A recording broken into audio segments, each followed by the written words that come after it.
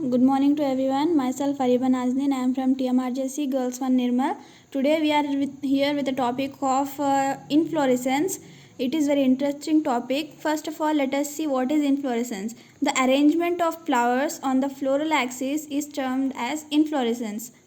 This inflorescence is basically divided into two types. It is racemose and cymose.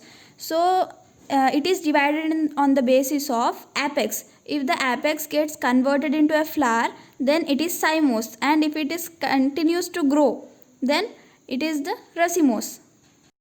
Now let us go through racemose types of inflorescence. In this type, the main axis, which is the peduncle, it continues to grow and the flowers are borne laterally in an acropetal manner on the main axis. So this racemose is basically divided into two types, that is simple and compound inflorescence. The acropetal manner, if it is on the main peduncle, it is simple inflorescence, and if it is on branches, then it is compound inflorescence. In these racemose types of inflorescence, there are again subtypes. Those are corymb, umbel type, spikes, spadix, and head inflorescence.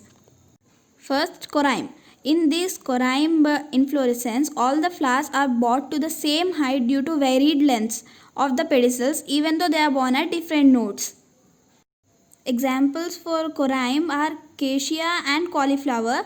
And the second type of inflorescence which we have here is umbel type of inflorescence. It is mostly seen in onion and other members of umbelliferae like carrot or the flower, and in this the flowers appear to have arisen from the same point of the peduncle, and such inflorescence is called umbel type inflorescence. Now the next is spike inflorescence. In this, the acropetal arrangement of sessile flowers on the peduncle is seen, and it is mostly we can see this in members of Gramineae family like grasses.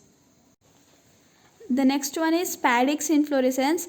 In some plants such as colocasia and cocos, the plant shows sessile unisexual and neuter flowers arranged in acropetal manner protected by a bract.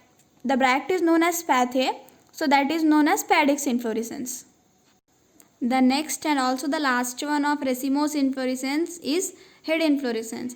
In this inflorescence, unisexual and bisexual sessile flowers developed centripetally on a condensed peduncle, that is main axis, as in the member of Asteraceae family like sunflower and tridax. So that arrangement we can call as head inflorescence. And here by the end of racemose inflorescence, cymose inflorescence starts. So what is cymose? Actually cymose means the main axis terminates into a flower, hence it shows limited growth.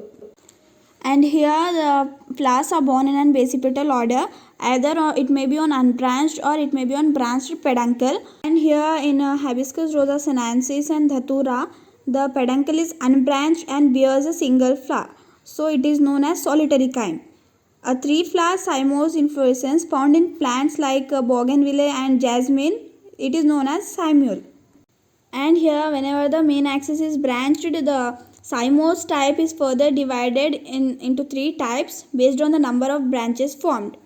Those are monocacial with one branch each time, and its example are solanum and hemilia.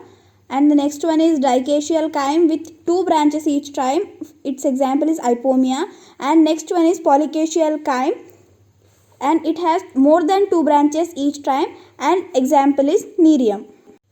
So thank you. This was for today's topic of inflorescence. Hope you all understood. Thank you very much.